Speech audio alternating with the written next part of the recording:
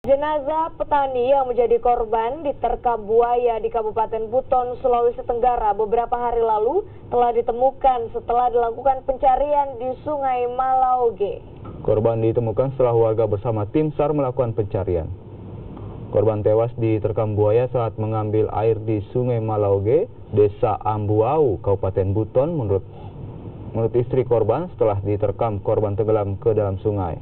Warga dan tim SAR yang melakukan pencarian baru bisa menemukan jenazah korban 300 meter dari lokasi kejadian setelah 6 jam pencarian di sungai.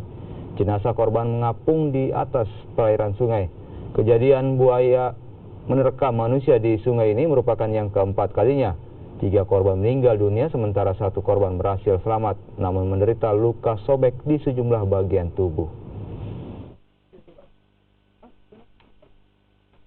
Untuk penemuan korban hari ini, TPTB itu antusiasnya tim SAR gabungan ya di Bendungan Lasalimu, sehingga pada pukul 12.45 tadi kami telah temukan korban tersebut dalam keadaan meninggal dunia, ya, di mana wilayah penemuan korban itu di sekitar bendungan tersebut dan memang situasi dan kondisi di lapangan sangat sulit untuk ditemukan. Namun alhamdulillah tadi telah ditemukan dan korban tersebut langsung dievakuasi ke rumah duka atau rumah keluarga.